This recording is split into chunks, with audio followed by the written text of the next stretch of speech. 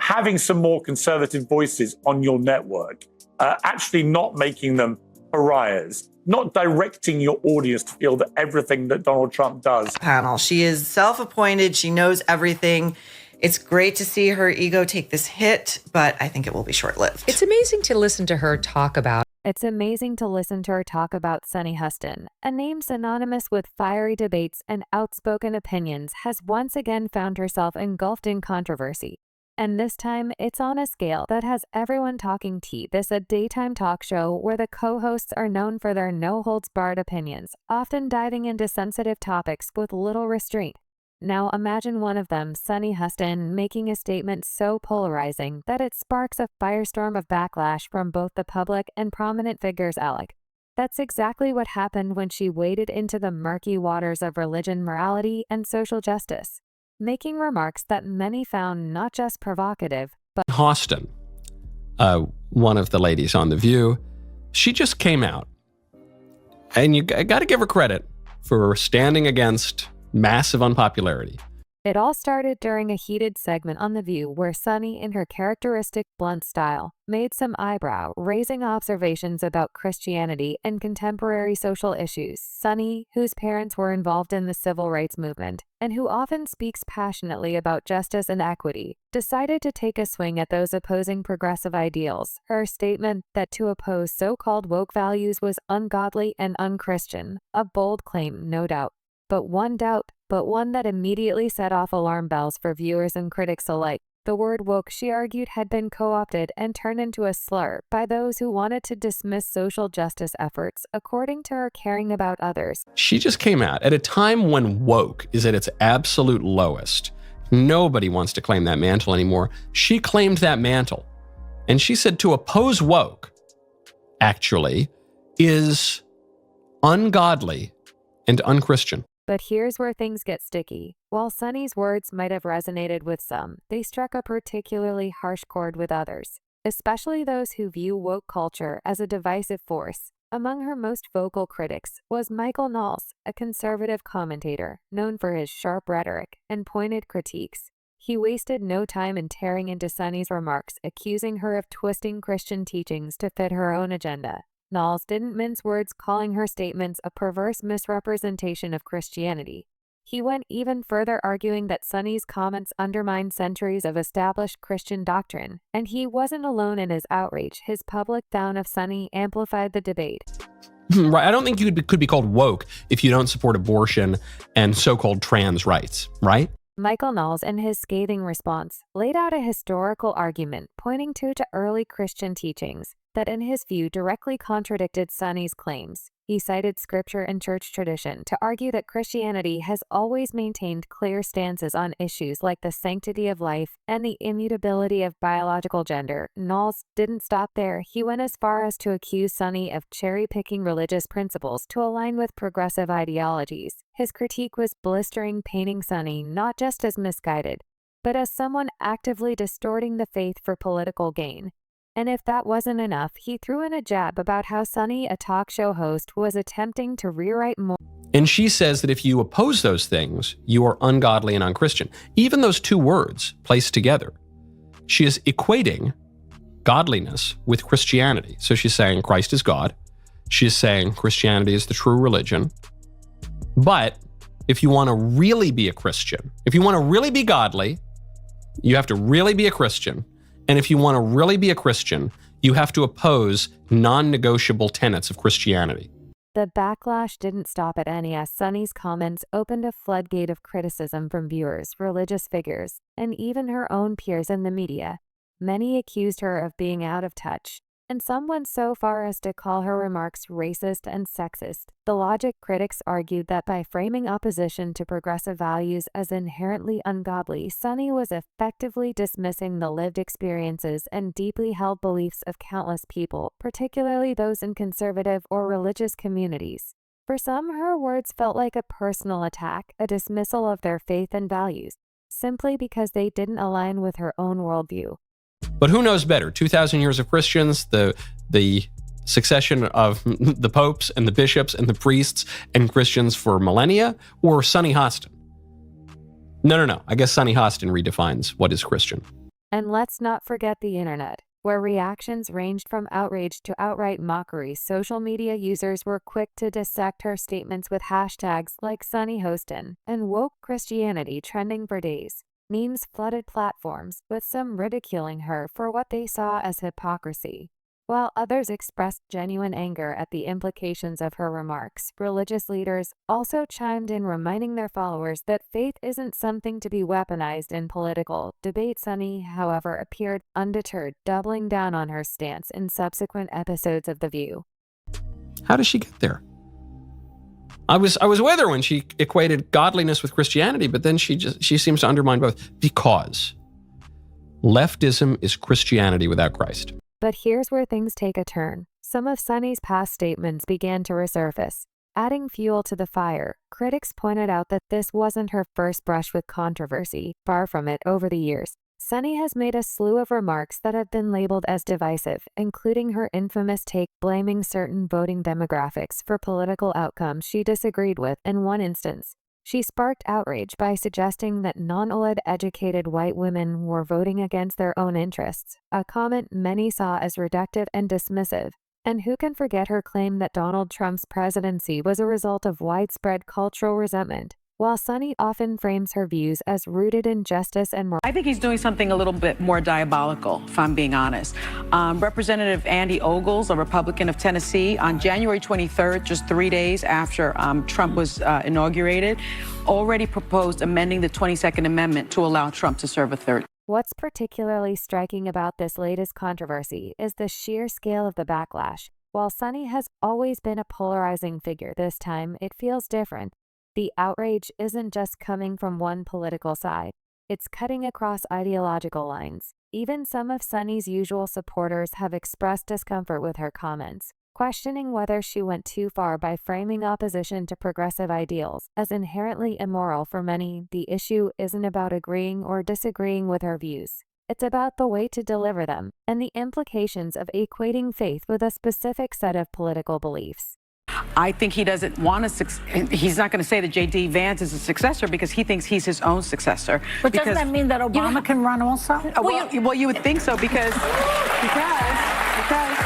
part of the resolution says no person shall be elected to the office of the president more than 3 times.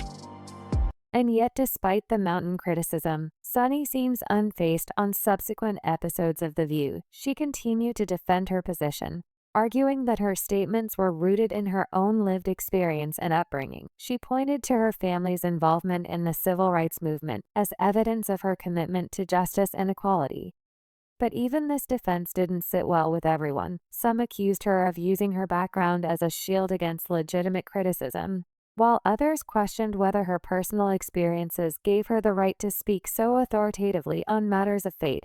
What's clear is that this controversy has struck a nerve, tapping into deep divisions, not just in American society, but within religious communities as well. Sunny's comments have sparked a broader debate about the intersection of faith, politics, and social justice, raising questions about what it means to be godly in today's world. For her critics, Sunny's remarks are a reminder of the dangers of conflating religion with ideology. For her supporters, they a call to action, a challenge to rethink what it means to care for one's neighbor. And I've been criticizing them for 8 years for doing it, pointing out that it's not the job of the media to take sides. But just when you thought the drama couldn't get any juicier, new development suggests that Sunny's public controversies are only the tip of the iceberg. Behind the scenes, she's facing personal challenges that could have even bigger implications for her career. In public image, rumors are swirling about her involvement in her husband's ongoing legal troubles, with some speculating that she may have played a role in covering up alleged crimes. Could this be the beginning of a larger unraveling for Sunny Hostin? Stay tuned, because the story is far from over. And just when you thought Sunny Host's professional controversies couldn't get any messier, the spotlight has shifted from her public statements to her personal life. And let me tell you, it's a roller coaster. We're talking lawsuits, accusations, and swirling rumors that have sent shockwaves through both media and legal circles. If you thought the drama on The View was juicy, buckle up, because Sunny's personal challenges are turning out to be equally, if not more, traumatic. Tell them to look at themselves very hard in the mirror and say, have we really not brought this on ourselves? Let's dive in. Sunny's husband, Dr. Emmanuel Hostin, a respected orthopedic surgeon, has found himself at the center of one of the largest legal cases in New York State's recent history. And we're not talking about a minor dispute here. This is a sprawling federal lawsuit involving nearly 200 defendants, including doctors, medical personnel, and healthcare providers, all accused of insurance fraud.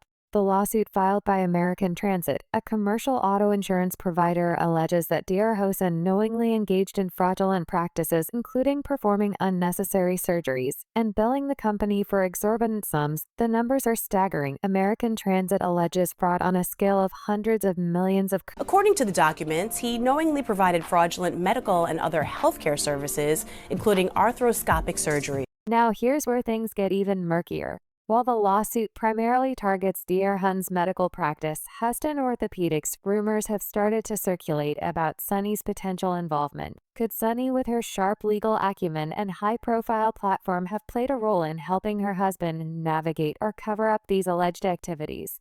Some are speculating that her legal expertise might have been used to advise her husband on how to sidestep regulation, or worse, to actively shield him from scrutiny.